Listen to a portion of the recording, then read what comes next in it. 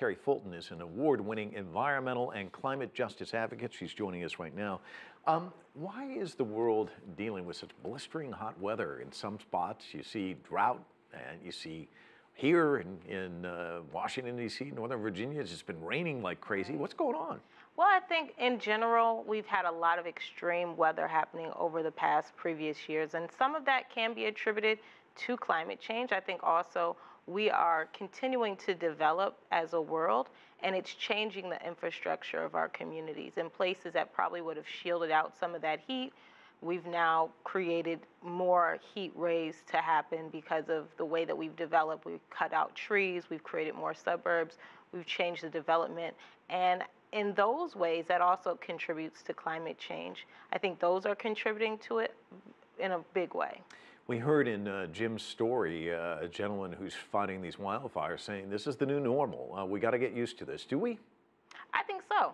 I think that we need to move past just thinking about what we can do to stop climate change and what we can do to adapt to climate change. We need to build more resilient cities. There are a lot of programs out right now that are looking at how do we build resilient cities and outerlying suburbs. So I think that's important. If we're seeing a trend of more extreme weather, then infrastructure needs to be prepared and governments need to be prepared. Speaking of governments, the U.S. government in tandem with China, President Obama, President Xi really kind of led the charge for the Paris Climate Agreement. You well know Donald Trump has kind of turned his back on that. Do you think this is kind of a wake-up call? Do you think the administration is going to get that message or not?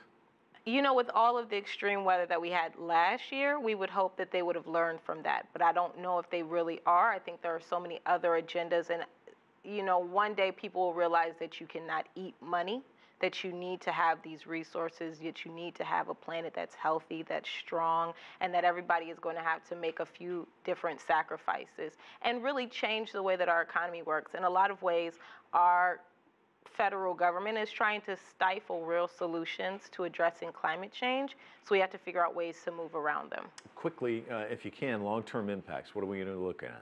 Long-term impacts are we're going to see more people moving into urban areas to get closer to resources, which we're already seeing with urbanization. We're going to see people who are going to have to figure out ways to address the overlapping issues every hurricane season. You know, there are still people in Puerto Rico who don't have power, and yet we're reaching into hurricane season once again.